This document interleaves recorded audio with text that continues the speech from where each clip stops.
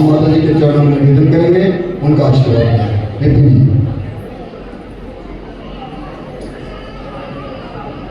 बोलिए आर्यका वंदन 162 सती भूषण माता जी की जय, समस्त आर्यका संघ की जय। रोहतक जैन समाज से आए सभी भक्तों को मेरा सादर जय जय।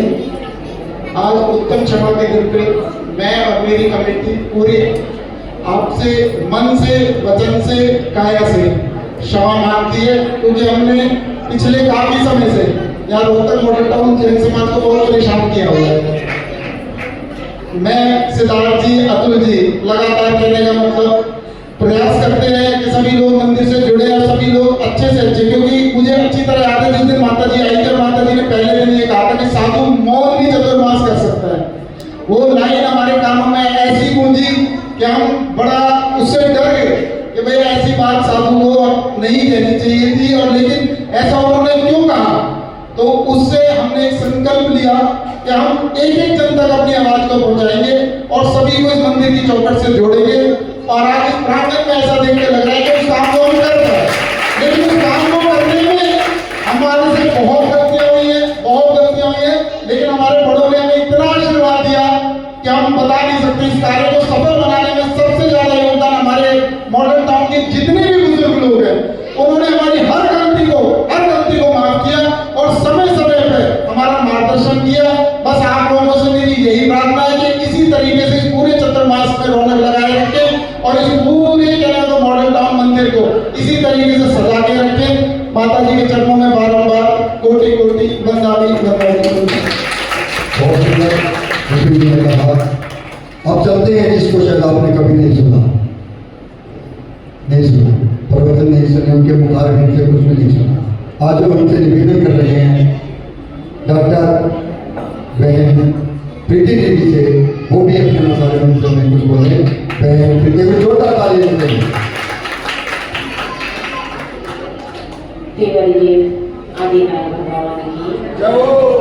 आचार्य श्री विद्याभूषण सागर जी महाराज की, आर्यका सरस्वती भूषणवती माता जी की, आर्यका शांति समाधि भूषणवती माता जी की।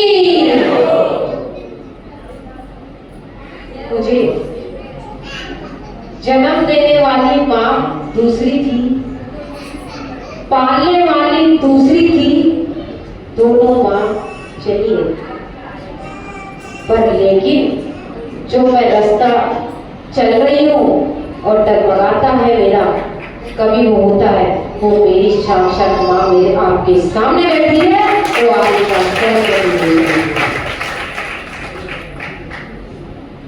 सबसे यही है, मेरे मन में कुछ नहीं रहता, जो रहता है मैं सामने बोल देती हूँ, उसको मैं मन में नहीं रखती और बाहर निकाल के उसको कर देती हूँ। जिसको लगेगा लग जाएगा, पर उससे 2 मिनट बाद भी होके उससे घुल मिल भी जाती हूँ। अगर मेरी किसी बोली से आपको अभी 1.5-2 महीने में किसी को कुछ लगा हो तो वो शब्द मेरे को वापिस दे देना, यही मेरा वो है। मैं सभी के साथ मैं 2 लाइन बोलूंगी और सब मेरे साथ उस 2 लाइन को दोहराएंगे। क्षमा याचो क्षमा कर दो, विनय कर जोड़ मेरी है। क्षमा याचो क्षमा कर दो, विनय कर जोड़ मेरी है। मिटाना देश कालुषिता, बजा कर प्रेम भेरी है। मिटाना देश कालुषिता, बजा कर प्रेम भेरी है। विगत मैंने कषायों के बसी हो, मैंने बोले हो। विगत मैंने कषायों के बसी हो, मैंने बोले हो। दुखद अपराध की चोटें ये में जो फकोले हो। विगत अपराध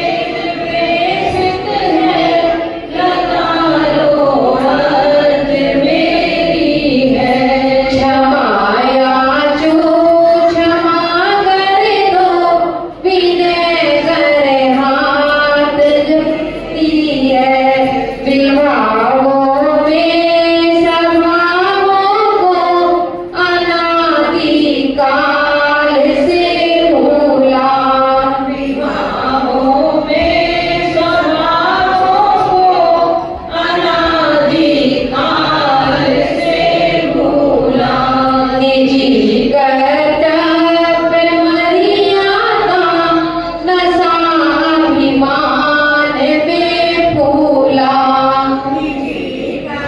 कर्तव्य मर्यादा नशा अभिमान में फूला। करी गलती प्रवर गलती माफ कर दे मेरी है। करी गलती प्रवर गलती माफ कर दे मेरी है। क्षमा याचू क्षमा कर दो विनय कर जोड़ मेरी है। क्षमा याचू क्षमा कर दो विनय कर जोड़ मेरी है। विगत की भी क्षमा मांगू जगत की भी क्षमा मांगू। विगत की भी क्षमा मांगू जगत की भी क्षमा मांगू। दुखाया स्वप्न में भी दिल संयोगी ने क्षमा मांगू। दुखाया स्वप्न में भी दिल त्रियोगी हो क्षमा मांगू। क्षमा के आप सागर है तनिक करना न देरी है। क्षमा के आप सागर है तनिक करना न देरी है। क्षमा याचू क्षमा कर दो विनय कर जोड़ मेरी है।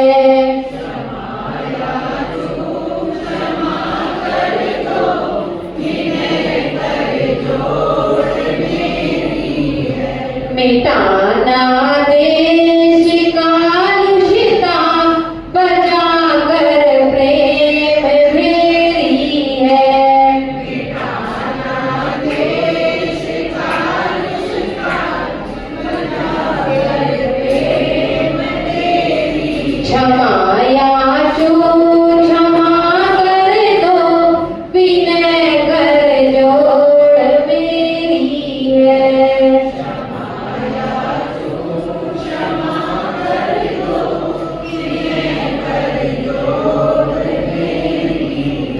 बोलो महावीर भगवान की जय। माता जी सलाम। हाँ, समय बहुत हो चुका है, लेकिन फिर भी आपको किसी प्रकार की चिंता नहीं है। समिति की तरफ से, हमारी तरफ से वात्सल्य भोग आप सभी को यहाँ पर मिलेगा। घटना की जल्दी ना करना। और पता है माता जी के प्रवचन के बाद जो आप लोगों ने कूपन लिए हैं उसके बाद ये इनाम भी मिलेगा, तो इसलिए सिर्फ थोड़ी देर के लिए यहाँ पर बैठेंगे। चलते हैं माता जी के चरणों में। मेरी तरफ से पूरी समाज की तरफ से निवेदन कर रहे हैं, माता जी के चरणों में अपनी मुखार बिंद से आपके आशीर्वाद रखेंगे। बोलो परम पूज्य सरस्वती भूषण माता जी की, आरिका संघ की। ओम नमः शिवाय। पंच परमेश्वरी भगवान की 24वां तीर्थंकर भगवान की परम पूज्य गुरुवर आचार्य श्री विद्या भूषण सरस्वती सारस्वती महाराज की क्षमा वाणी महापात्र की धर्म स्नेही मंत्रों। आज का यह क्षमा वाणी महापर्व, और अभी आपके प्रधान कह रहे थे, माता जी ने शुरू में ही ऐसी बात कह दी जो मुझे चुभ गई। माने यदि मेरी बात चुभ गई तो हमें क्षमा मांगना चाहिए, क्योंकि इस बात की हम क्षमा नहीं मांगेंगे। क्यों नहीं मांगेंगे? कि एक तो डांट होती है और एक क्रोध होता है, दोनों में अंतर होता है। जब कोई काम में थोड़ी बहुत ढील करता है तो साम दाम दंड भेद सब अपनाने पड़ते हैं काम कराने के लिए। ये धर्म प्रभावना के लिए है। तो हम तो सोच रहे हैं बहुत अच्छा रहा, को ने बात चुभ गई।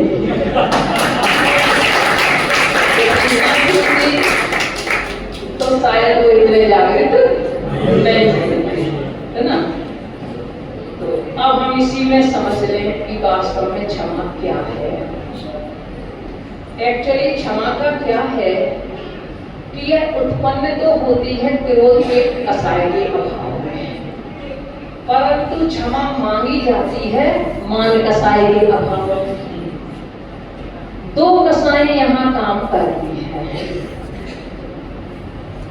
तो जब व्यक्ति के अंदर क्रोध आता है तब उसकी क्षमा समाप्त हो जाती है, वह अपने स्वरूप में नहीं रहता। किंतु जब मानने वाली बात है तो जब तक उसका अहंकार कम नहीं होगा तब तक वो दूसरे के सामने झुक नहीं सकता। वो तो बात एक देश प्रेम के लिए थी कि सर कटा सकते हैं लेकिन सर झुका सकते नहीं, अपनी आजादी को हम हर दिन मिटा सकते नहीं। वो बात हमारी अपने अहम को पुष्ट करने के लिए नहीं थी, किंतु वो हमारी एक स्वाभिमान के प्रति थी, हमारे देश की आजादी के प्रति ये पंक्तियां कही गई थी। तो हम ऐसा ना करें कि हम चाहे सिर कटा देंगे परंतु उनसे बोलेंगे नहीं, चाहे हम चले जाएंगे, चाहे हमारा कुछ हो जाएगा, ऐसा हमारे मन में नहीं होना चाहिए। बात यह है कि अपनों से क्षमा तो सभी मांग लेते हैं और वास्तव में ये मांगने का दिन नहीं है। मांगने को तो हमें आदत पड़ गई मांगने की, तो भगवान के सामने भी जाके मांगते हैं, गुरु के सामने भी मांगते हैं, जब बच्चों की शादी करते हैं तो दहेज मांगते हैं। इस तरह से मांगने की तो हमें आदत पड़ी हुई है, परंतु क्षमा मांगने की चीज नहीं है।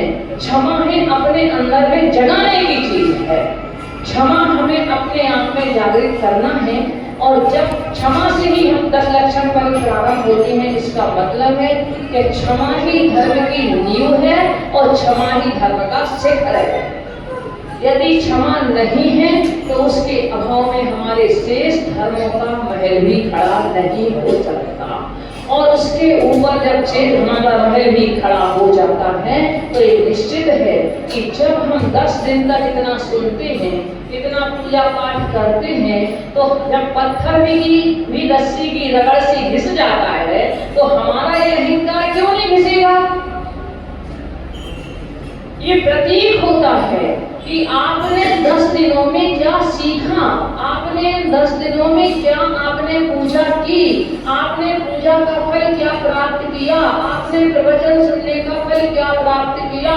यदि आपके अंदर में उसका वास्तव में अपने अनुभूति हुई होगी, यदि सही रूप में आपने सुना होगा, सही रूप में आपने पूजा की होगी, तो ऐसा हो नहीं सकता कि आपके परिणामों में क्षमा ना आए, नम्रता ना आए, विनय ना आए, ऐसा हो ही नहीं सकता। और जब क्षमा अंतरंग में आती है तो बाहर में आपके हाथ भी जुड़ जाते हैं और आपका माथा भी झुक जाता है।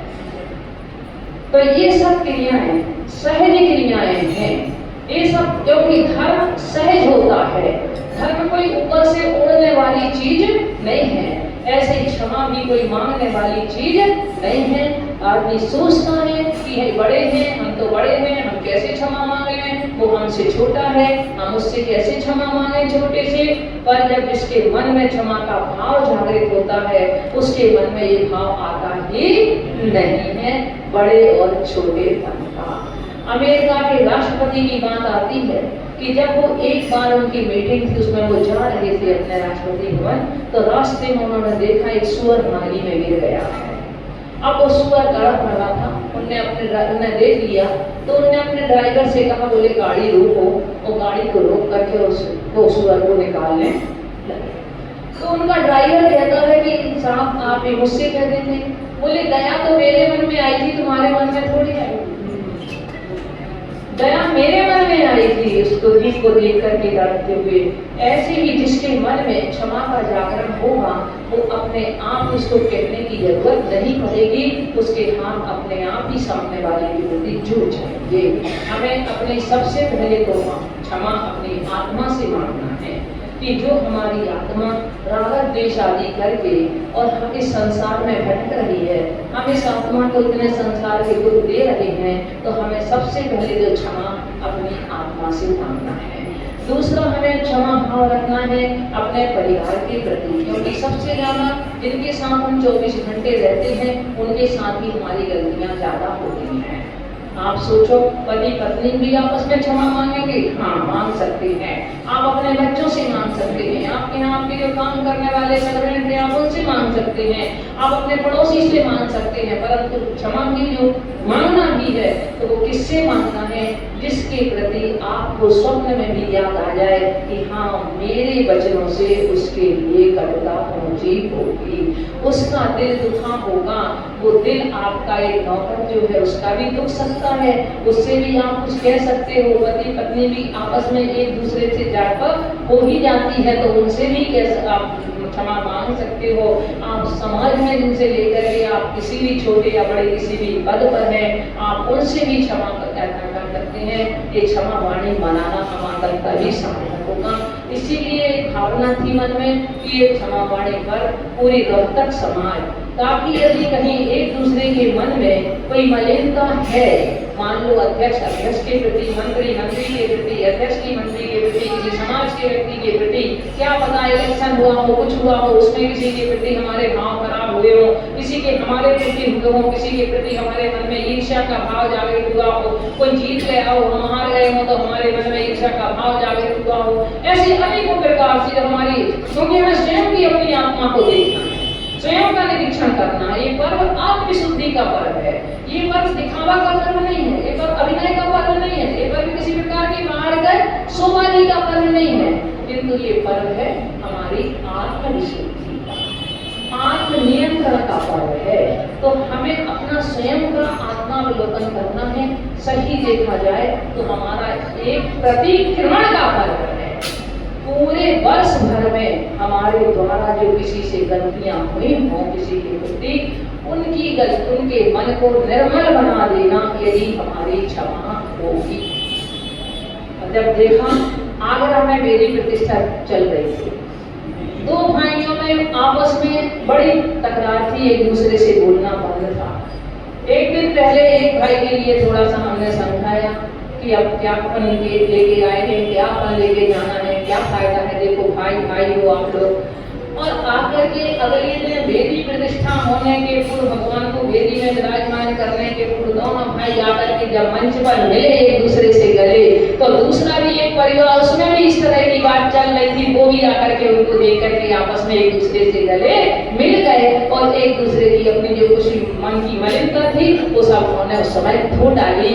लोगों ने इतना उस बात के लिए स्वीकार किया, बोले हमारी सही वेदी प्रतिष्ठा तो ये होते हैं, सही वेदी प्रतिष्ठा सही क्षमा का रूप है। इसी तरह से यदि किसी के मन में एक क्षमावाणी पर्व को इसीलिए हम मनाते हैं कि हम साल भर में जो कुछ गंदगी इस आत्मा के ऊपर इकट्ठी हुई हो उस मलिनता को हम धो लें। आप साल भर में, अब तो आप अपना ऑडिट करने लगे हो 2-3 बार, पहले लोग साल भर में एक बार करते थे और अपना पूरे साल में कितना हमने अच्छा किया कितना बुरा किया ऐसा करके और हमने वो अपना हिसाब मिलाते थे। किंतु इसी तरह से क्षमा वाणी पर भी हमारा अपने ऑडिट करने का पर्व है, हम अपने प्रत्याख्यान का पर्व है। हम इसको करके परंतु क्षमा मांगना, पर क्षमा के साथ साथ मांगने के बाद तो क्या होता है, हम दोबारा गलतियां करने लगते हैं। तो ऐसा नहीं हो, क्योंकि जैसे एक साधु का दृष्टांत आता है कि वह एक कुम्हार एक घड़ा बना रहा था। एक साधु वहां से निकले तो उन्होंने लेकर के एक खड़े में एक कंकड़ मार दिया उठा के और कह दिया भिक्षा में टुकड़ा। दूसरा मार दिया एक कंकड़ दूसरे खड़े में, बोले भिक्षा में टुकड़ा। अब कुम्हार ने सोचा ये कर क्या रहा है, इतनी देर में जब तक उन्हें 2-4 खड़े पूरे कुम्हार को भी याद हो गया वो भिक्षा में टुकड़ा। उसने उठाया अपना डंडा लेकर के साधु को लगाया, बोला भिक्षा में टुकड़ा। तो गलती करना और गलती करने के बाद में क्षमा मांगना ये तो है ही एक रूप है, परंतु इसके बाद में भविष्य के लिए उस गलती का प्रत्याख्यान करना, उस गलती को छोड़ना, यह हमारी सबसे उत्तम क्षमा होती है। अगर आप व्यापार में देखते हो कि इस बार हमारे लिए लॉस हुआ है तो आप कुछ अपने तरीके बदलते हो। आप व्यापार में इसी तरह से अगर किसी बात से हमारा मन दुखता है, किसी दूसरे का हमारे प्रति दुखता है, तो हम क्या करते हैं, उससे भी हम क्या करें, उसको उस कारण से हम अपने कारण को बदलते हैं। हम अपने आप को थोड़ा चेंज कर लें कि सामने वालों को घर में परिवार में मेरा ये व्यवहार पसंद नहीं है, हम थोड़ा सा अपना तरीका बदल दें तो हमारे घर में परिवार में शांति हो जाएगी। क्योंकि जितने भी मुनिराजों पर उपसर्ग हुए हैं वो क्रोध के कारण ही हुए हैं। क्रोध में आकर के जिन्होंने ऐसा भाव अपना बनाया और उन्होंने उसको बैर में परिवर्तित कर दिया, उस क्रोध को, वो भगवान में भी उनके साथ में गया और पुनः उन्होंने लेकर के क्या किया, उनसे बदला लिया। तो ऐसा कम से कम जिसको अपने भवांतरों में भी इस कसाई को साथ में ले जाना हो, वह बैर की गांठ बांध करके ले जाना हो, वो तो अपने मन में क्षमा भाव को ना जगाए, किंतु जिसको अपने कर्म पुराने भी यही छोड़ के जाना है और आगे के लिए उसे कर्म का बंध तीव्र नहीं करना है, बैर की गांठ बांध करके नहीं जाना है, वो आज इस क्षमा वाणी पर्व के दिन अपने मन की मलिनता को धोले, दूसरों के भी मन को निर्मल बना दे और अपने भी मन को निर्मल कर ले। जब अपने मन को निर्मल करेगा तो सामने वाले का मन भी निर्मल होगा। आज नहीं तो कल, जब कमठ जैसा 9 भाव में पलटा, 9 भाव के बाद 10वें भाव में उसमें परिवर्तन हुआ, ऐसे कभी ना कभी तो उस किसी की काल लब्धि आएगी और उसमें परिवर्तन होगा। तो ना तो हम इंतजार करें कि सामने वाला आकर के क्षमा मांगे, सामने वाला ऐसा कर रहा है वो नहीं बोलता है तो हम क्यों क्या करें, इस बातों से हमारा फायदा नहीं होगा। हमारे लिए स्वयं का अपना पूरा अपनी पार्टी में छानना है। हमारे लिए हम सारी दुनिया का, सारे कुएं का पानी नहीं छान सकते हैं। तो यही है कि क्षमा वाणी पर भी सामूहिक रूप से मनाने का हमारा यही था कि वह तक समाज एक जाजम पर बैठ करके, और जब अभी आपने सुना प्रेम भेदी है, औषधि खेद प्रेषित है, यदि हमसे कोई गलती हुई हो तो उसके लिए खेद रूपी औषधि, पश्चाताप रूपी औषधि को दूसरे के प्रति प्रेषित कर देना और प्रेम की भेरी अपने हृदय में बजा देना, ताकि सामने वाले के हृदय में भी कहीं प्रेम की भेरी बज जाए और आपके दोनों दिल एक दूसरे से मिल जाएं। जो टूटे हुए दिलों को सिल देना ही क्षमा वाणी है। ऐसी क्षमा वाणी आप लोग अपने जीवन में बनाएं। इस साल भर में कम से कम जो हमें अपना ऑडिट करने का मौका मिला है, जिस समय ऑडिट होता है आप लोगों को नींद भी नहीं आती, आप लोग बड़े गुस्से करते हैं कि कैसे उस ऑडिट को वो करेंगे। ऐसे आज कर रहे हैं अपने अंदर की गलतियों को खोजने का और अपने गलतियों को खोज करके अपने उन गलतियों को छोड़ने का और सामने वाले के मन को भी विशुद्ध बना देने का। ओम नमः शिवाय। और हम लोगों ने से यद्यपि आप लोगों ने तो लिया और हम लोगों ने भी हमेशा कुछ नहीं किया, आपने वो नहीं किया, आपने वो नहीं किया, आपने तो ऐसे कई प्रकार से आप लोगों के मन को कभी कभी ठेस पहुंचाते रहते होंगे। और सबसे पहले तो जैसे विपिन भैया है, अतुल जी है, सिद्धार्थ जी है, इनको सबसे ज्यादा शिकायत होती है ये नहीं किया, आपने वो नहीं किया, वो नहीं किया, तो इन लोगों के प्रति सबसे ज्यादा सामने लोगों को सहना पड़ता है। तो अगर ऐसी कोई बात मन में कोई लगी हो तो आज के दिन में उसको लिख देना, क्योंकि ये सब चीजें जब कुछ किसी को कुछ काम होता है तो कराना पड़ता है, तो उसमें कभी कभी डांट भी लगानी पड़ती है। सीसी की डांट हो जाती है तो भारी करने लगती है। आपको जिस मंत्र की इंतजार का इस तरह से यूज करें। जरूरी नहीं है कि हम ब्यूटी पार्लर में जाकर के अपने शरीर को करें, जरूरी तो नहीं है ना। ये कैसे है, अनावश्यक कार्य है। आज ब्यूटी पार्लर के काम को कभी अच्छा माना जा रहा है, बहुत लोग अपने जैन समाज में भी कुछ नहीं है तो ब्यूटी पार्लर का कोर्स करते, परंतु ब्यूटी पार्लर का काम क्या है, नाई का काम है, कोई काम है कि नहीं। तो अगर उनके लिए नाई कह दिया जाए तो कोई बात बुरी हो जाएगी। कर रहे हैं इसलिए अच्छा मान रहे हैं अपने आप को कि हमारा तो दूसरी बात है।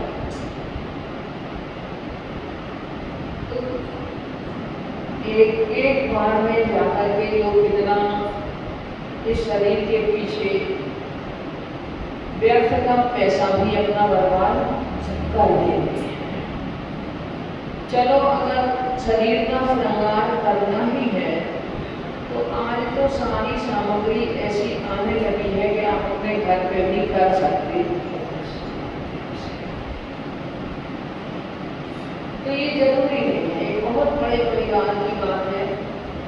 उनके हस्बैंड ने कुछ बताया, बोले माता जी मेरे यहाँ की दोनों बहू हैं, मतलब उसकी खुद की मिसेज और भाई की मिसेज, बोले ब्यूटी पार्लर नहीं जाती है नहीं में। तो ये अनावश्यक चीज है हमारे लिए, लेकिन आज वर्तमान में हमने उसको आवश्यक सी बना ली है। हमारे लिए देश है, हमारे लिए 10, 20, 25, 50 देश में काम चल सकता है, परंतु हमें पता नहीं कितनी देश है, कितने आभूषण हमारे पास में हमने एकत्रित कर लिए हैं। एक भाई तो बोले माता जी घर में इतना सामान लगता, मुझे घर से बाहर होना पड़ेगा एक दिन सामान के पीछे। तो इतना अनावश्यक परिग्रह हमारे पास में इकट्ठा है, उस अनावश्यक परिग्रह से तो कम से कम बच सकते हैं। रचना इंद्रिय संबंधी है। अगर हमारे लिए भोजन करना है तो हमारा भोजन का उद्देश्य है कि हमारे क्षुधा रोग का शमन हो जाए।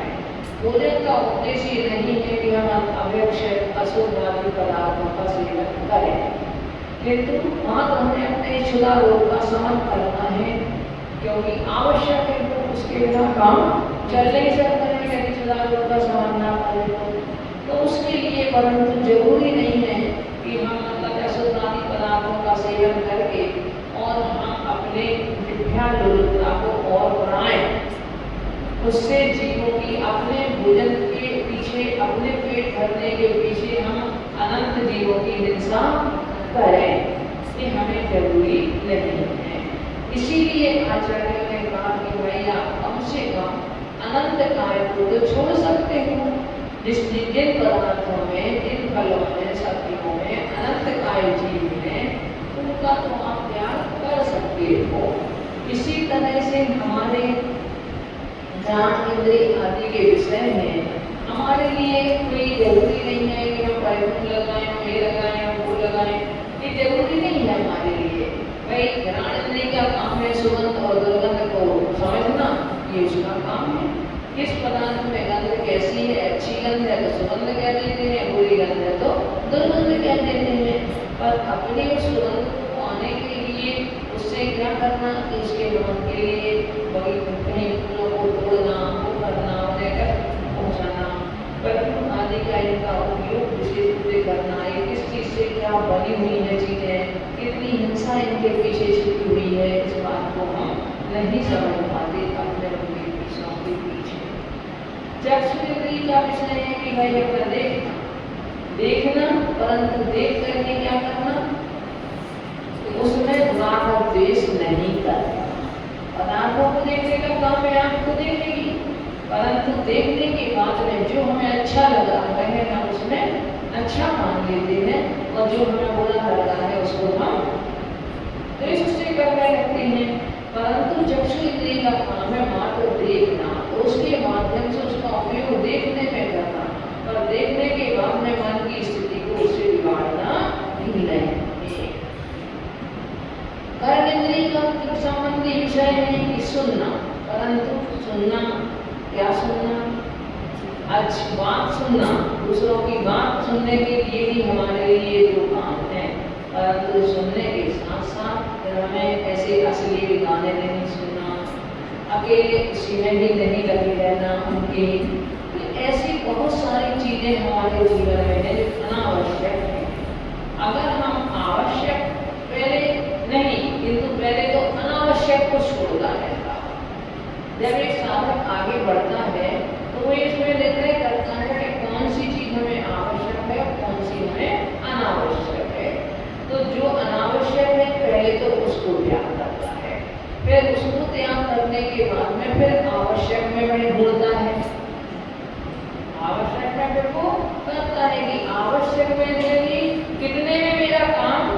चल सकता है। देखो आचार्यों ने दोनों प्रकार की इसलिए व्यवस्था बताई है, एक दिग्व्रत है और एक देशव्रत है। दिग्व्रत से मतलब है कि आपने 10 दिशाओं की मर्यादाएं क्या करिए, जीवन पर्यंत के लिए करिए। अब जीवन पर्यंत में रोज रोज आपको विदेश घूमने नहीं जाना, जीवन पर्यंत में आपको रोज रोज कहीं बाहर नहीं जाना, है ना। किंतु तो इसके लिए क्या किया कि देशव्रत दे दिया है कि उसमें से भी अपनी फिर छटनी कर लो रोज की। अब आज आपको मान लो यदि व्रत से बाहर नहीं जाना तो आप यदि जागृत हो तो आप जागृत हो तो उसको पाप से कैसे बच सकते हो। बस इसमें आचार्यों का उद्देश्य यही है कि आप अनावश्यक नहीं सीमा आवश्यक नहीं सीमा बनाने का कि आप शेष के पाप से कैसे बच सकते हो। अघटक के बाहर होने वाली जितनी हिंसा है उसका पाप क्यों अपने सिर पर लेते हो। कहते करुणाधार आचार्य तो हमारे लिए करुणा करके हमारे लिए समझा रहे हैं। तो उसके लिए उन्होंने कहा कि भाई अब तुम्हें रोज रोज बाहर नहीं जाना है तो आप क्या कर सकते हो कि गाँव में फिर ग्राम गली गृह बाग बाजारा, मैं इतने गाँव जाऊँगा, मैं इतने गलियों में जाऊँगा, मैं इस बाजार में जाऊँगा, मैं इस बाग में जाऊँगा, इसमें नहीं जाऊँगा, इतने घरों में जाऊँगा, मंदिर या आज मात्र अकेला घर मंदिर ही जाऊँगा और कहीं नहीं जाऊँगा। इस तरह से वह शेष स्थान में होने वाले जो पाप हैं उनसे बच सकता है। आचार्यों का उद्देश्य हमारे लिए परेशान करने का नहीं है, किंतु उनका उद्देश्य है कि भाई आप क्या करो, आप जिन पापों को व्यर्थ में कर रहे हो, व्यर्थ में अपने सिर पर लाद रहे हो, कम से कम उनसे तो बच जाओ। जो तुम्हारे जीवन में क्योंकि श्रावक आरंभ और परिग्रह से युक्त होता है, जब आरंभ और परिग्रह से श्रावक युक्त होता है तो इसका मतलब उसके पाप कर्म उसके छूट नहीं पाते, क्योंकि जहाँ आरंभ और परिग्रह है वहाँ पाप का संचय तो है ही है, तो छूट नहीं पाता। अब उसके लिए आचार्य ने इसके दिशा निर्देश दिया है कि भाई तुम्हें जागृत होकर के, जैसे एक प्रहरी है, जैसे आपका गार्ड है, वो जागृत रहता है, रात में भी वह सो नहीं सकता। क्यों नहीं सो सकता, कहीं कोई चोर ना आ जाए। इसीलिए एक साधक भी उसी की तरह जागृत इसलिए रहता है कि कहीं कोई कर्म रूपी चोर ना आ जाए और वह कर्म रूपी चोर हमारा ज्ञान रूपी धन चुरा करके ना ले जाए। इस तरह ऐसा साधक तैयार रहता है, हमेशा जागृत रहता है, हर चीज में वह अपना देख करके चलता है कि मुझे अनावश्यक पाप करने का कारण नहीं हो रहा है। बोलता है तो कैसे बोलता है, हित में प्रिय बोलता है, अनावश्यक नहीं बोलता है। बोलता है तो धर्म की चर्चा के लिए बोलता है, बोलता है तो व्यर्थ की नहीं कथाओं के लिए नहीं बोलता है। ऐसे हर चीज में पांचों इंद्रियों के क्योंकि विषयों को वह बोल रहा है, उनसे अभी पूर्णता विरक्त नहीं है, तो उसके लिए आचार्य बार बार समझाते हैं। और इसके लिए उन्होंने दिग्गत देशगत की जहाँ बात दी तो वहीं उन्होंने यम और नियम की भी बात की है। यम अर्थात पूरे जीवन पर्यंत के लिए लेना और नियम अर्थात कुछ कुछ समय के लिए लेना। कुछ समय के लिए जैसे हमने आज हमारे लिए नहीं करना, आज हमारे लिए नहीं करना, आज हमारे लिए इतने ही जोड़ी वस्त्र पहनना है, चाहे जितनी चाहे हमारी अलमारी भरी रखी हो, किंतु हमें 3 जोड़ी 4 जोड़ी 5 जोड़ी इतने ही वस्त्र पहनना है, इसके ज़्यादा नहीं पहनना है। आज हमारे लिए बस इतना ही जेवर पहनना है, आज हमारे लिए इतना ही तेल आदि का उपयोग करना है, आज हमारे लिए क्रीम पाउडर का भी उपयोग करना है, तो आज हमें इसमें करना है, इसके अलावा नहीं करना है। तो शेष का जो था उस शेष के पाप से हम बच सकते हैं। आज हमें इतने ही स्थान पर जाना है, इससे बाहर नहीं जाना है। आज हमें मोबाइल में इतनी देरी बात करना है, इससे ज़्यादा बात नहीं करना है। आज हमें इतने घंटे ही टीवी देखना है, इससे ज़्यादा नहीं देखना है। तो ये सब क्या हुआ, ये आपके छोटे छोटे से नियम हैं, परंतु कभी कभी इन छोटे छोटे से नियमों से भी बड़ी सुरक्षा हो जाती थी, हमारे लिए बड़े लाभदायक हो जाते थे। देखो पहले कौवे का मांस का त्याग किया तो उसका जीवन सुधर गया, नहीं सुधर दृष्टांत तो ऐसा एक घटना मतलब घटी थी एक बार कि एक व्यक्ति का नीचे जैसे बेसमेंट तो सबका बड़ा ही होता है, उसका भी बेसमेंट बड़ा था।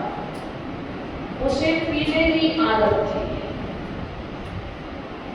तो कभी किसी गुरु के सानिध्य में आया तो उन्होंने पूछा उनसे कि भाई तुम मद्यपान तो नहीं करते हो? तो बोला महाराज इसका त्याग कर दो। महाराज ने कहा, बोले महाराज मैं नहीं छोड़ सकता इसके लिए। मैंने तो अपने घर में नीचे एक टेबल पे इस तरफ भी और टेबल पे उस तरफ भी दोनों तरफ कर रखी है। जब मैं उसमें वॉक करता हूँ घूमता हूँ तो एक रिश्ता पाता हूँ तो एक जान ले लेता हूँ, उस तरफ जाता हूँ तो एक जान ले लेता हूँ।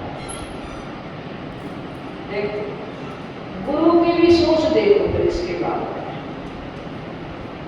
गुरु ने कहा भाई तुम इस तरफ और इस तरफ ही तो लेते हो, बीच में तो नहीं लेते। तो बोले चलो कम से कम बीच का ही त्याग कर दो, क्या मैं बीच में नहीं लूंगा। जब मैं बीच में रहूंगा तो नहीं लूंगा, इस तरफ उस तरफ आऊंगा तो लूंगा। और एक दिन ऐसा ही हुआ कि टहलते टहलते उसको बीच में ही अटैक पड़ा। क्या हुआ कि वहीं पर उठ नहीं सका। अब देखो उसका नियम कितनी देर का था?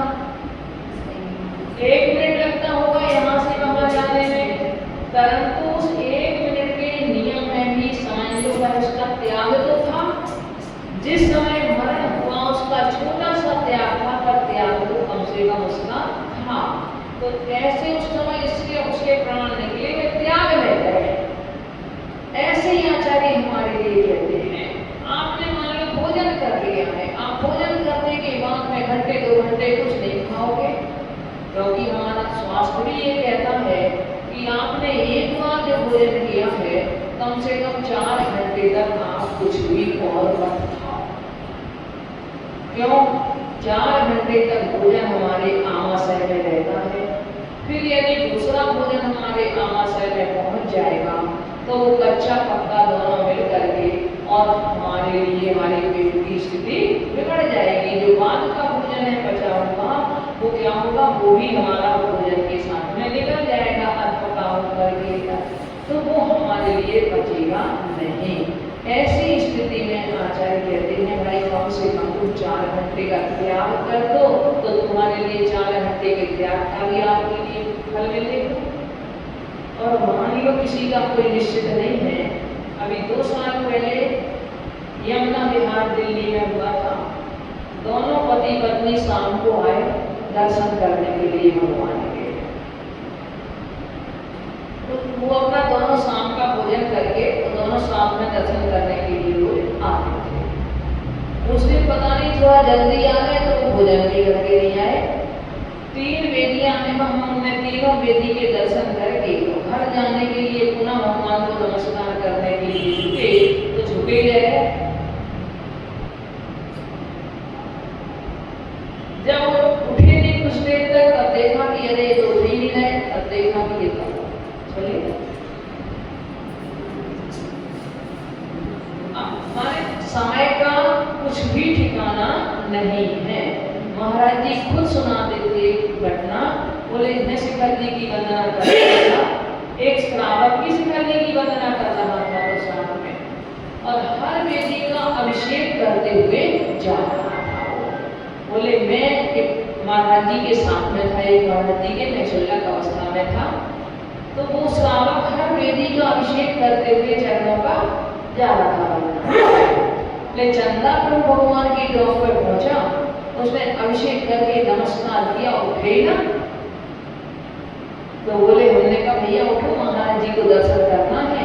महाराज जी बोले वो तो उठे तो चला गया। तो ऐसी अनेकों घटनाएं ऐसी अपन लोग देखते हैं कि 1 मिनट पहले कोई कुछ था, 1 मिनट में कुछ हो जाता है, क्योंकि सांस बाहर जाने और अंदर आने में कोई देर नहीं लगती है। तो इस आचार्यों की देखो कितनी सूझबूझ थी, कितनी उनके लिए हमारे ऊपर करुणा थी कि भाई आपने अगर एक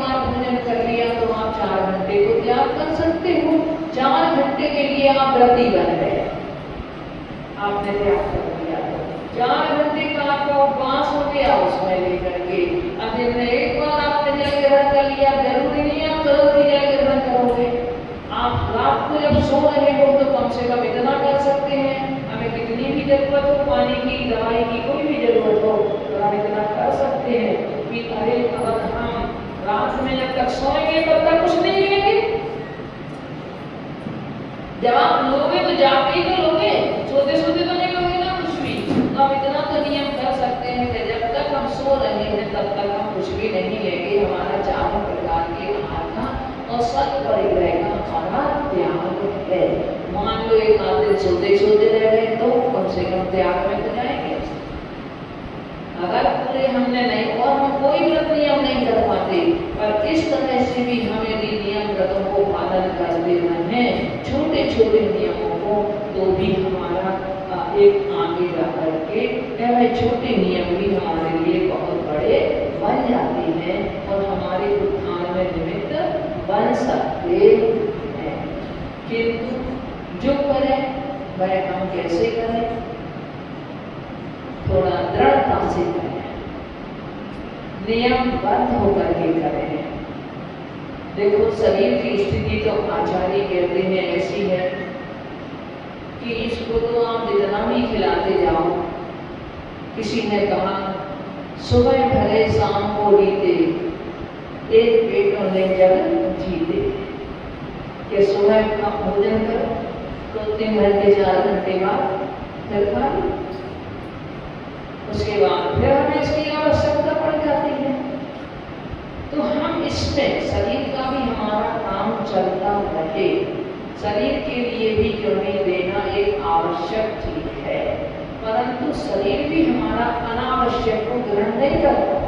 शरीर में भी ऐसी क्षमता नहीं है कि वो आवश्यक अनावश्यक किसी को भी ग्रहण कर ले, नहीं कर सकता है। डॉक्टर आज कहते हैं, एक डॉक्टर का बहुत अच्छा लेख पढ़ा था, आपको बताएं कि जब आप टीवी वगैरह देख रहे हैं, आप मोबाइल सुन रहे हैं, उस समय भोजन ना करें। टीवी देखते हुए भोजन ना करें, मोबाइल वगैरह सुनते हुए भोजन नहीं करें, और हमारे आचार्य ने तो कह दिया मौन लेकर के भोजन करें। हमने तो इसके और भी आगे की बात कही है। क्यों नहीं करें? उन्होंने वैज्ञानिक दृष्टि से बताया कि जब आप जो चीज आप ग्रहण कर रहे हो, जो चीज आपकी थाली में सामने है और आप किसको ग्रहण कर रहे हो, तो हमारे आमाशय की ग्रंथियां किसको, वह हमारे मस्तिष्क को इन्फॉर्म करती हैं। पहले उसकी सूचना हमारे दिमाग को जाती है, दिमाग को जाती है माने हमें तो पता चलता है ना क्या खाने जा रहे हैं। अगर तो हमारा फिर हमारा दिमाग, हमारा मस्तिष्क हमारे आमाशय को आज्ञा देता है। तो हम जब आमाशय की ग्रंथियों को आज्ञा देता है तो आमाशय में से जठर रस उसी भोजन को पचाने योग्य स्रावित होता है। जो चीज आप खा रहे हो उसको पचाने के योग्य रस आमाशय में की ग्रंथियों में से निकलता है। यदि आपका ध्यान उस तरफ नहीं है तो आपकी सूचना मस्तिष्क को नहीं जाएगी। कहते हैं ना, पता नहीं करते, पता ही नहीं चला। टीवी देख रहे थे, कौन चीज कैसी बनी है, क्या है, क्या स्वाद है उसमें, क्या नहीं है, पता ही नहीं चला। और जब ध्यान हम अपने तरफ देते हैं, टोटल मजली की माँ ने 6 महीने तक उनके भोजन में नमक नहीं डाला, किंतु वो ग्रंथ रचना कर रहे थे, उनका ध्यान ही नहीं था भोजन की तरफ। जब 6 महीने उनका ग्रंथ पूरा हो गया, उस दिन अगले दिन जब उन्होंने भोजन किया तो बोले माँ भोजन में नमक नहीं डाला। बोले बेटा मैं तो 6 महीने से नहीं डाल रही हूँ नमक। तो हमारा ध्यान ही नहीं होगा तो हमें उस चीज का स्वाद भी नहीं आएगा।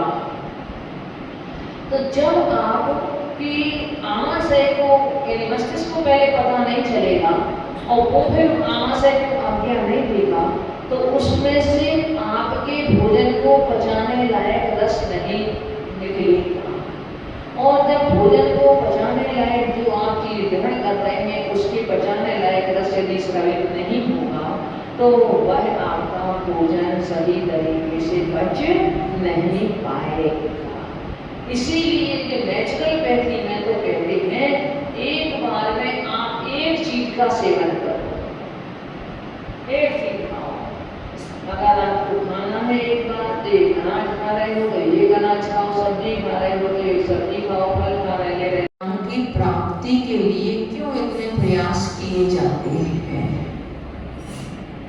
हमेशा इतने स्कूल हैं, विद्यालय हैं, कॉलेज हैं, इंस्टीट्यूट हैं, कितने सारे जगह पे भी हमारे लिए लगता है कि कमी है अभी हमारे यहाँ। तो इतने होने के बाद अगणित हैं, पर फिर भी हम सोचते हैं कि कमी है, अर्थात हम ज्ञान प्राप्ति के लिए प्रयत्नशील हैं।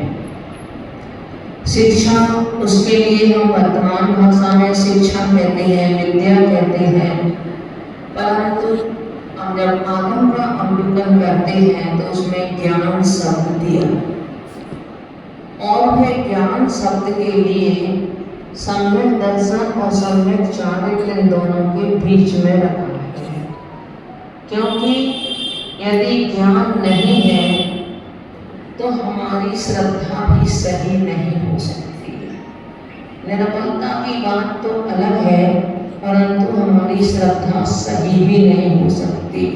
सही है या गलत है ये कौन बताएगा हमारे लिए? ज्ञान बताएगा हमारे लिए। यद्यपि ज्ञान को सम्यक ज्ञान संज्ञा मिलती सम्यक दर्शन के साथ है, परंतु श्रद्धा में निमित्त हमारा ज्ञान ही है, तत्व ज्ञान ही है। अगर तत्व ज्ञान नहीं है तो सम्यक दर्शन भी नहीं है। अब वह तत्व ज्ञान भाव ज्ञान की दृष्टि से तो हमारे लिए अष्ट प्रवचन मातृका का भी ज्ञान है, तो वह ज्ञान भी हमें केवल ज्ञान की भी प्राप्ति करा सकता है। और अगर हम विस्तार की दृष्टि से देखें तो वहाँ आचार्यों ने कहा भाई 14 पूर्व का ज्ञान के बाद ही वह केवल ज्ञान की प्राप्ति कर सकते हैं। जैसे शिवभूति मुनि का दृष्टांत आता है। शिवभूति मुनि ने अपने ही जीवन काल में उन्हें बहुत अधिक अन्न का क्षय था, तो कुछ न कुछ थोड़ा उन्हें ज्ञान का अभिमान हो गया, उनका सारा ज्ञान लुप्त हो गया।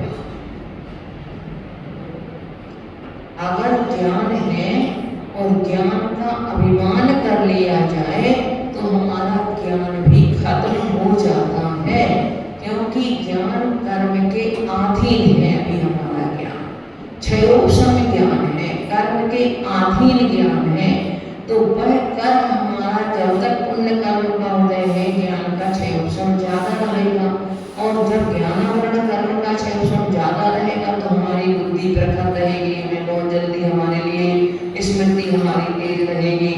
किंतु यदि हमारा अशुभ कर्म का उदय आ गया, ज्ञानावरण कर्म का क्षयोपशम कम हो गया, तो वह हमारा ज्ञान भी लुप्त हो जाएगा। ज्ञान कभी पूरा विनाश तो नहीं होता, किंतु फिर भी उसमें ऐसा हो जाता है कि जैसे दीपक की लौ जल रही है, कभी कभी आप देखते होंगे अखंड ज्योति में कि अखंड ज्योति में बिल्कुल इतनी धीमी लौ रह जाती है, इतनी धीमी कि हमें लगता ही नहीं कि अखंड ज्योति जल रही है। तो इसी तरह से वह ज्ञान की इतनी मंदता हो जाती है कि ऐसा नहीं लगता कि इसमें ज्ञान है। अब एक इंद्रिय जीवों में भी ज्ञान है, चारों संज्ञाएं हैं, सब कुछ है, और निगोदिया जीव भी जो एक श्वास में 18 बार जन्म मरण कर रहा है वो भी ज्ञान से रहित नहीं है। अग्नि का एक कण भी है तो वो भी उष्णत है। अब उसकी पार की बात अलग बात है। आप चाहे बिल्कुल नाइट बल्ब क्या और भी इससे कम पावर का अब वो चला लो, तो बल्ब तो बल्ब में जल रहा है, और चाहे आप हेलोजन जलाओ, उससे ज्यादा प्रकाश होगा, उससे कम होगा, पर है तो किसी जाति का, जाति तो उसकी वही है, प्रकाश रूप जो है वह प्रकाश रूप जाति वही है, तो उसमें कम पावर की कमी और अधिकता हो सकती है। इसी तरह से हमारा ज्ञान भी पूरा लुप्त तो नहीं होता, पर लुप्त प्राय सा हो जाता है। तो शिव भूति गुणी का ज्ञान बिल्कुल सब कुछ भूल गए।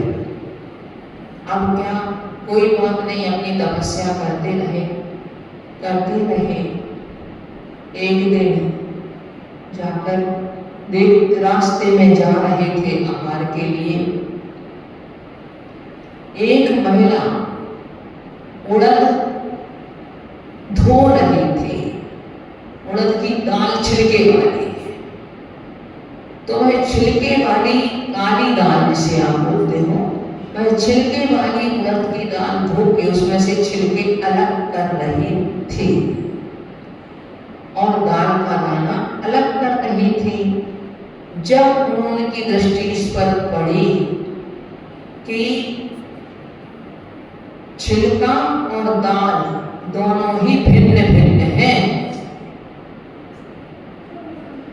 दोनों अलग अलग हैं, और अंदर से भाव ज्ञान जागृत ऐसा भाव ज्ञान जागृत हुआ कि वह दुष्माभिस्मरणम, इसी तरह से मेरी आत्मा और शरीर एक अलग अलग है, और इतना ज्ञान होने के बाद ही और उनके लिए पुनः उनका ज्ञान उत्पन्न हुआ, और उन्होंने जब ध्यान किया उसी ज्ञान के साथ में, तो केवल ज्ञान की प्राप्ति उनके लिए।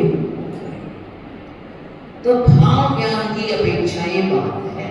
द्रव्य स्रोत तो 14 और 11 पूर्व तक का भी हो सकता है, परंतु 11 और 9 पूर्व तक का ज्ञान तो ये मैंने अब मिथ्या दृष्टि जीव को भी हो सकता है, जो नवग्रह तक जा सकता है, और उसके साथ साथ में ज्ञान के कारण क्यों नहीं होगा उसे आगे का ज्ञान, क्योंकि 10वां जो पूर्व है वो विद्यानुवाद पूर्व है।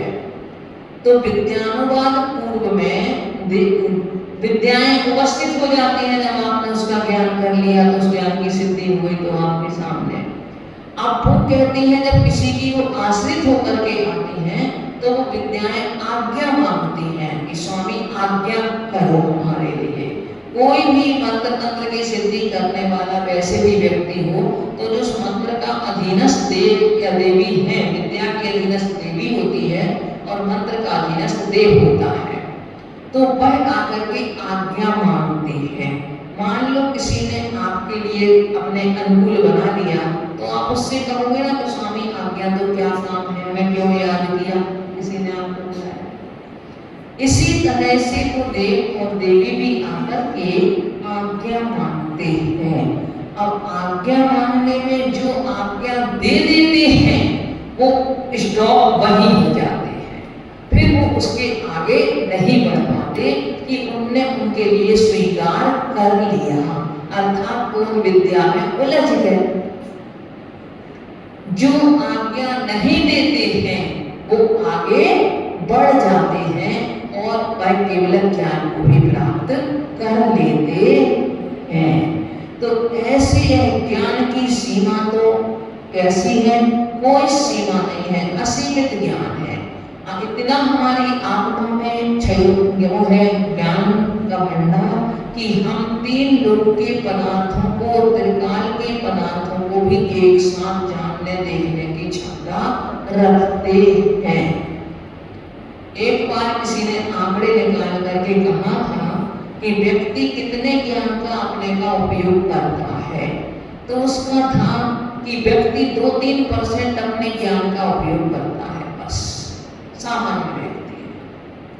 ज्यादा बुद्धिमान जो हम देखते हैं उनको 6-7% करते हैं।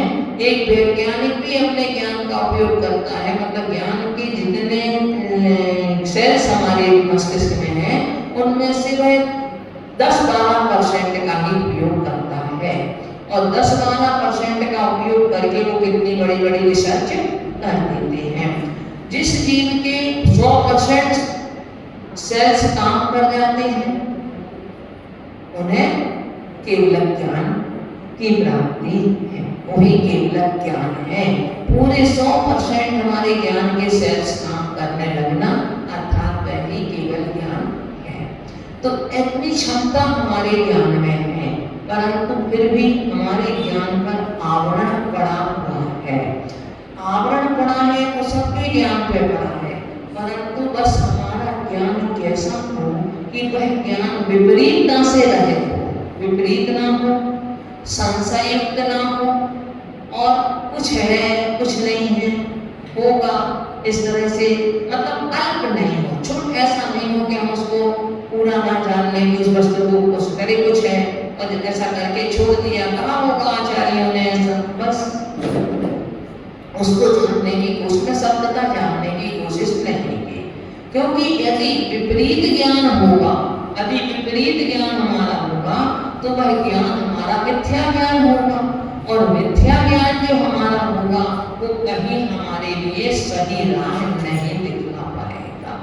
अब संसार में कितने जीव हैं जो विपरीत ज्ञान वाले हैं, जिन्हें ज्ञान में संशय है, और ऐसे लोग बहुत सारे हैं, अगणित जीव हैं ऐसे, क्योंकि मिथ्या दृष्टि जीवों की संख्या अनंत है, अनंत है।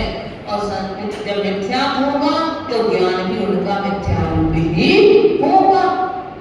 जब उनकी श्रद्धा उल्टी है तो ज्ञान भी उनका विपरीत ही होगा। तो ऐसे हमारे ज्ञान अर्थात कुछ को कुछ समझना, जैसे रात्रि में मान लो कहीं रस्सी पड़ी हुई है और उस रस्सी से डर करके ये तो सांप है रस्सी से डर, अंधेरे में हम समझ सकते हैं, और कभी कभी सांप को भी रस्सी समझ लेते हैं। तुलसीदास जी का एक दृष्टांत आता है। तुलसीदास जी को अपनी पत्नी से विशेष राग था, जिन्होंने रामायण लिखी है तुलसीदास जी ने, उन्हें अपनी पत्नी से विशेष राग था, किंतु कुछ कारण ऐसे बने कि पत्नी मायके चली गई। अब इनके लिए पत्नी से मिलने की इच्छा मन में उत्पन्न हुई, तो क्या करते हैं, रात में जाते हैं। पहले तो लोग पैदल ही जाते थे, तो बीच में नदी पड़ती है, थी अच्छी बड़ी नदी पड़ती थी, उन्होंने लेकर के अब सोचा इस नदी को पार कैसे करें। रात वहां से एक डेड बॉडी आ रही थी, तैरती हुई, मतलब लोग बहा देते हैं ना सबके लिए नदी में, कुछ लोगों की ऐसी मान्यता है कि वो सबको नदी में बहा देते हैं। तो वो आ रही थी, उन्हें नहीं पता, उन्होंने तो सोचा कोई लकड़ी का टुकड़ा है, और दे करके लकड़ी का टुकड़ा जान करके और उसके माध्यम से उन्हें नदी पार कर दी। अब जब वहां पहुंच गए, ससुराल पहुंच गए, तो अपनी पत्नी के सामने जब पहुंचे तो बोले तुम कहां से आए, कैसे आए छक्की? उसने कहा, बोले मैं तो दरवाजे में आपकी एक रस्सी लटक रही थी, उस रस्सी को पकड़ करके चढ़ा। मैंने कहा कहां रस्सी? देखा जाके जब वहां उजेले में तो वो सांप था, उस सांप को ही रस्सी समझ करके और उसको पकड़कर ऊपर चढ़ गए। तब उनकी पत्नी ने उन्हें उपदेश दिया, बोले अस्थि चर्म देह तामे ऐसी प्रीत, अस्थि चर्म में देह तामे ऐसी प्रीत, जो होती श्री राम से क्यों न हो भयभीत। कि मेरी ये हड्डी और चमड़ी से बनी हुई ये देह है, इसमें आपको इतना प्रेम है कि आप सांप को भी पकड़ करके आ गए, अपने जीवन की भी आपने परवाह नहीं की। और यदि मान लो ऐसी प्रीत जो इस आपके अस्थि चर्म शरीर में है, ऐसी प्रीत यदि आपकी भगवान राम में होती तो इस संसार से ना फिर जाते। वो कहते हैं जब उसने उपदेश दिया ये जो ने कही, तब से कहते हैं कि तुलसीदास जी के मन में फिर इतना परिवर्तन आया, वह शिक्षा उनके लिए मिली और वह शिक्षा पाकर के तब उन्होंने जाकर के फिर रामायण वगैरह लिखी और उन्हें एकदम उन्हें चेंजिंग आ गई, सब एक संत की तरह वो बन गए।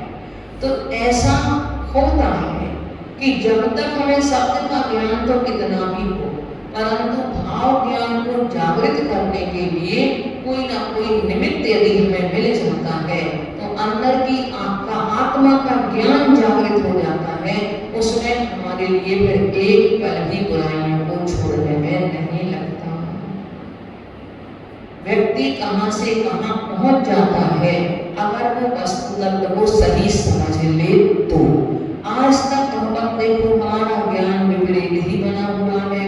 जिस संसार शरीर भोगों में जहाँ सुख नहीं है उन्हीं में हम सुख मान रहे हैं, तो विपरीत ज्ञान हुआ कि नहीं हुआ। जो कर्म के आश्रय के कारण है, जो चीजें हमारे शरीर के लिए भी हानिदायक है, मन को भी हानिदायक है, हमारे इस लोक और परलोक के लिए दोनों में आने के लिए हानिकारक है, ऐसी वस्तुओं को यदि हम अपनाते हैं, ऐसे कार्यों को यदि हम करते हैं, तो समझो हमारा ज्ञान ही विपरीत हुआ कि नहीं हुआ। हमारा वो भी ज्ञान भी विपरीत है। ज्ञान की विपरीतता में हम ऐसे ऐसे कार्य कर बैठते हैं। तो ज्यादातर संख्या में लोग अपने जैसा में चलना चाहिए, जैसा उनका सही होना चाहिए जैसे वैसे ना करके, और ज्ञान की विपरीतता उनकी बनी हुई है और विपरीत होने के कारण वह तत्व को भी सही नहीं समझ पाते। यद्यपि आचार्यों का मतलब यहाँ तत्व के प्रति है कि जीव तत्व आदि का क्या स्वरूप है, जो आचार्यों ने कहा है उसके स्वरूप को विपरीत समझना। आप कई बार होता है, अगर हमारी किसी के प्रति दृष्टि जैसी होगी वैसी ही उस संबंधी बात हमारे लिए आएगी। अगर किसी के प्रति अनुराग है तो बुरी बात भी करता होगा तो भी हमारे लिए वो बात अच्छी लगेगी। और जब अगर मान लो किसी के प्रति हमारा कहीं प्रेम नहीं है, वो अगर किसी दूसरे की भी बात कर रहा होगा, कोई अपनी और भी बात कर रहा होगा, तो हमारे लिए लगेगा कि ये तो मेरी बात कर रहा है, कुछ ना कुछ बुराई कर रहा है, ये कर रहा है। हमारे मन में ऐसे विकल्प आते हैं। तो इसका सबका कारण है अंतरंग का मिथ्या, अंतरंग का राग द्वेष की प्रवृत्ति। और राग से ही जितने कर्म बनते हैं वो राग से बनते हैं और विराग से ही जिन कर्मों से छूटता है। जितनी जितनी वैराग्य की भावना उसमें होगी, विरक्ति होगी, उतना उतना वह जीव कर्म बंध से छूटेगा। और जितनी जितनी उसके लिए कर्म नहीं होगी तो वह विरक्ति नहीं होगी, जितना राग होगा उतना ही वो कर्म बंध से सहित होगा। ज्ञान के बारे में क्या कहा? कौन से ज्ञान के बारे में? सच्चे ज्ञान के बारे में, सम्यक ज्ञान के बारे में कि कोटि जन्म तप तपे ज्ञान में कर्म जनेंगे, ज्ञानी के क्षण माही, ज्ञानी के तो त्रिभुक्ति ते सहज टरेंगे। ज्ञानी के तीन मुक्तियों के माध्यम से सहज में ही वह कर्म एक क्षण भर में, एक अंतर मुहूर्त में कट जाते हैं। और अज्ञानी करोड़ों वर्ष भी तप करता है तो भी उसके वह कर्म की निर्जरा नहीं हो पाती। क्यों? इसका कारण क्या है?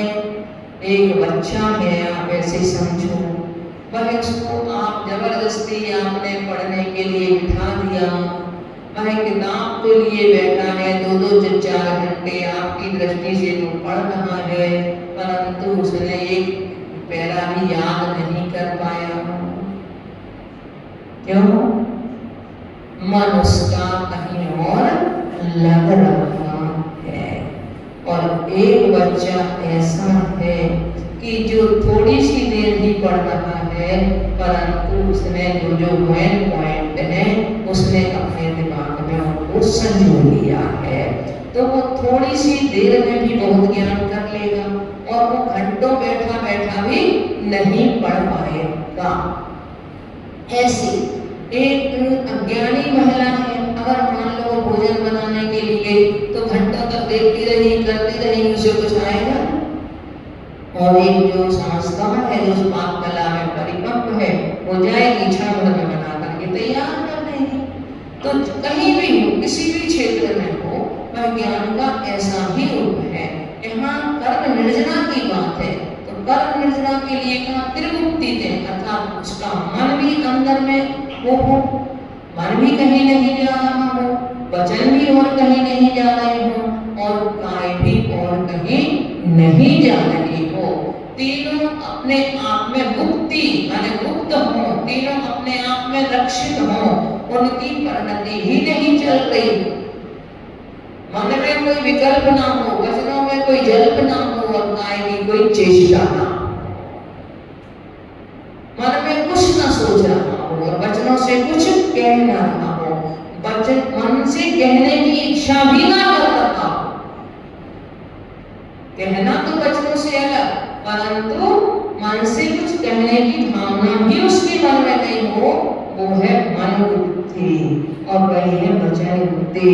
हम लोग तो थोड़ी देर के लिए बोल लेंगे, उसे हमें इशारे करेंगे, कहीं लिख के बताएंगे, कहीं वो करेंगे, हम करेंगे, कहीं कुछ करेंगे, तो ये हमारा वास्तव में मौन नहीं है। मौन तो वह है मननम इति मन, हम अपने स्वयं का जहाँ मनन कर रहे हो, स्वयं का चिंतन कर रहे हो, बाहर के सारे विकल्पों से हटकर, वो भी मौन है। फिर वचन मन मुक्ति की बात तो और भी सूक्ष्मता में चली जाती है। तो ऐसे वह ज्ञानी व्यक्ति मतलब तीन मुक्ति के माध्यम से वह क्षण भर में निर्णय कर लेता है। भरत जी को कितनी देर लगी केवल ज्ञान प्राप्त करने में? मात्र अंतर मुहूर्त लगा, अंतर मुहूर्त लगा। और मुनिराजों के लिए आदिनाथ भगवान को देख लो, 1000 वर्ष लग गया तप करने में, तब कहीं उनके लिए जाकर के केवल ज्ञान हुआ। बाहुबली भगवान को 1 साल में हुआ, 1 वर्ष तक इतनी कठोर तपस्या करी, परंतु फिर भी उन्हें केवल ज्ञान नहीं हुआ, उनके घातिया कर्म नष्ट नहीं हुए। तो कहीं ना कहीं तो जो स्थिरता थी वचन मन तीनों युगों की, वो नहीं बन रही होगी, क्योंकि शुभोपयोग में चल रहे होंगे और शुद्धोपयोग नहीं हो रहा होगा।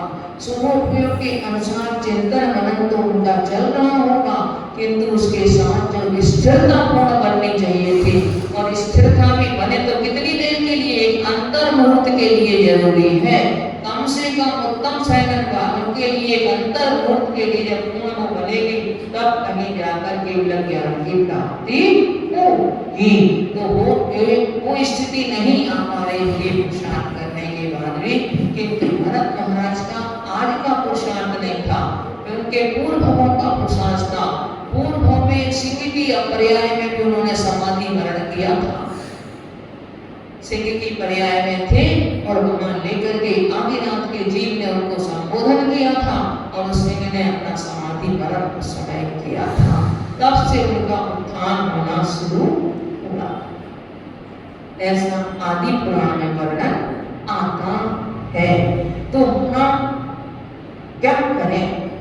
फिर दूसरी चीज देखते हैं, तो हम लोक में देखो चाहे परलोक में देखो, ज्ञान समान न आन जगत में सुख को कारण, यह परमामत जन्म जरा मृत्यु रोग निवारण।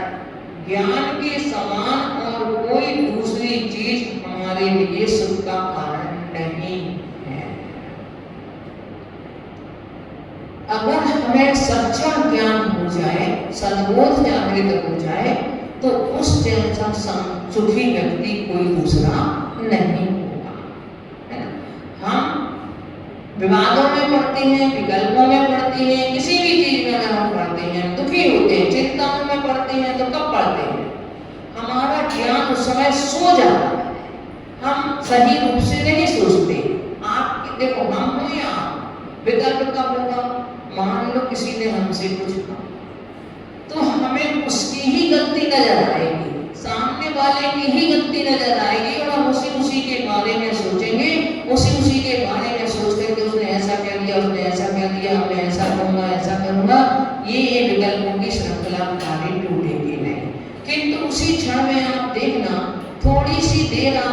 करके देखना कि मेरी कहाँ गलती है।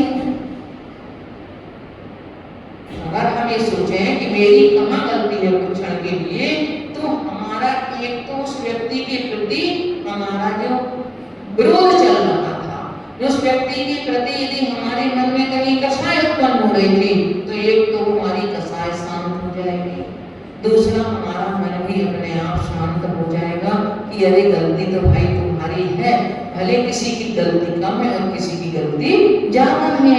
एक चिंगारी भी कभी कभी लेकर के पूरा सब ध्वस्त कर देती है, और कंट्रोल कर लिया जाए तो बहुत बड़ी बड़ी विशाल रूप में अग्नि जल जाने के बाद उसको भी कंट्रोल कर दिया जाता है।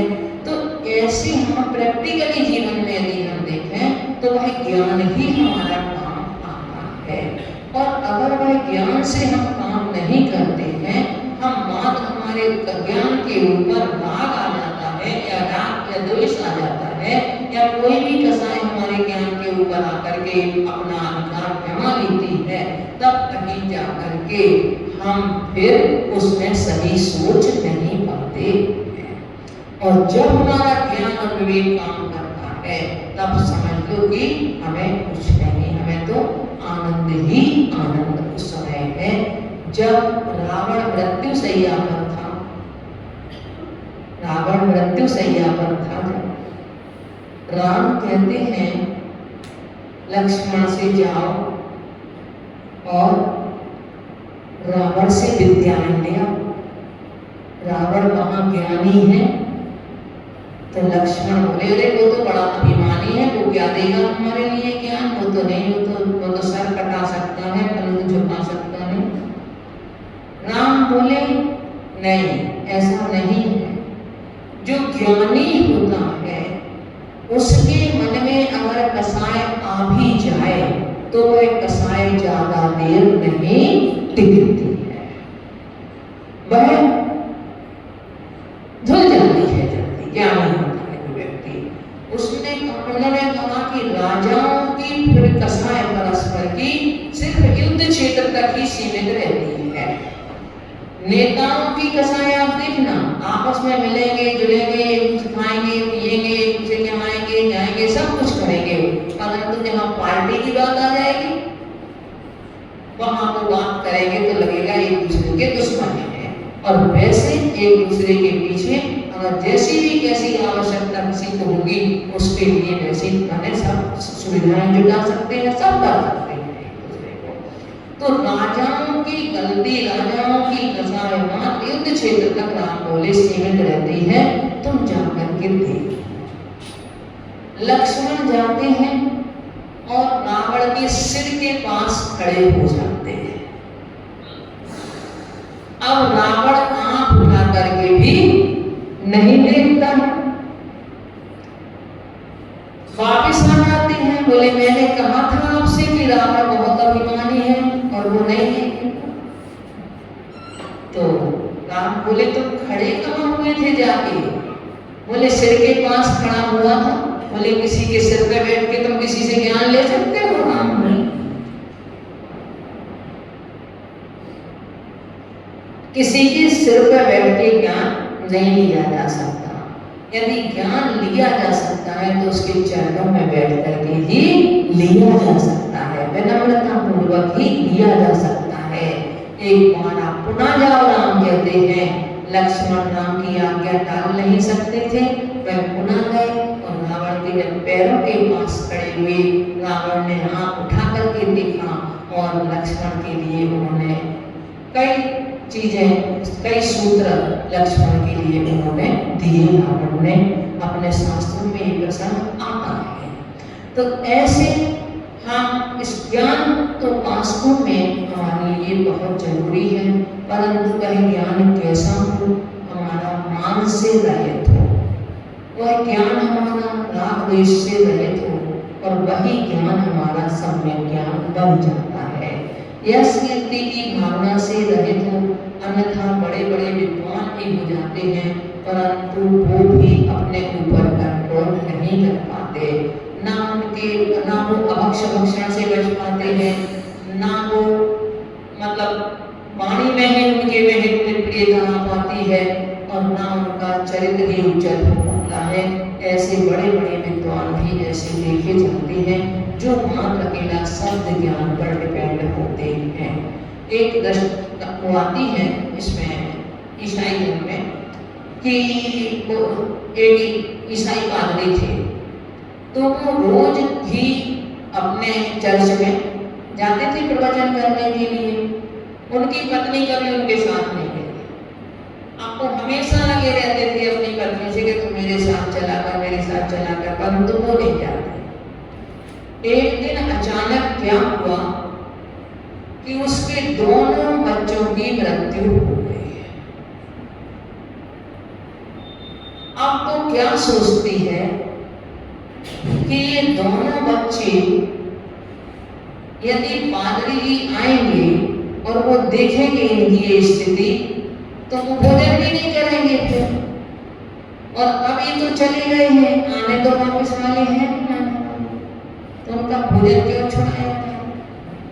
वो लेके उन दोनों को उठा के और अंदर कमरे में पलंग पे दोनों को लिटा देती है, चादर उड़ा देती है। पादरी जी आते हैं चर्च से प्रवचन करके, तो वो कहते हैं भाई क्या है, बच्चे कहाँ हैं? बोले अभी यही होंगे, अभी आ जाते हैं, कोई बात नहीं। उनको इस तरह से बहाना करके और उनके लिए भोजन करा दिया। खुद ने नहीं किया, भोजन कराने के बाद में उनका हाथ पकड़ करके उनसे पूछती है, यदि कोई हमारे लिए कोई धरोहर सौंप दे और यदि वह लेने आए तो हमें क्या करना चाहिए? तो पादरी जी कहते हैं दे देना चाहिए वापस उसकी। वह उसका हाथ पकड़े उस कमरे तक ले जाती है और उन बच्चों के ऊपर से वह चादर हटा के बोले मेरे लिए यीशु ने ये दोनों बच्चे दिए थे, आज उन्होंने वापस ले लिए, अब बताओ मुझे क्या करना चाहिए? वो देख करके अचंभित रह जाते हैं कि इतना साहस, इतना अपने आप में धैर्य कि बच्चों की डेड बॉडी सामने पड़ी हुई है और एक माँ फिर भी उसमें अपना एक प्रकार से अपने को तो तत्व ज्ञान लगा रही है। मेरी आंखें आज तूने खोल दी, मैं तो रोज स्वागत था रोज लोगों को सुनाने के लिए, परंतु मैं बच्चों का रोने लगी मैं नहीं देख सकता, किंतु आज तूने मेरी आंखें खोल दी। तू यद्यपि कभी प्रवचन सुनने के लिए नहीं गई, किंतु तेरे में भाव ज्ञान है। तो ये स्थिति होती है भाव ज्ञान की, जो ज्ञान हमारा चर्चा में नहीं चर्या में ढला हो।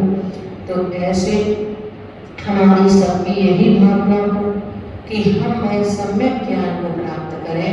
अपने कितने कितने प्रकार से आचार्यों ने कहा है, क्या किया है, इस विषय को हम आगे के चरण में लेंगे।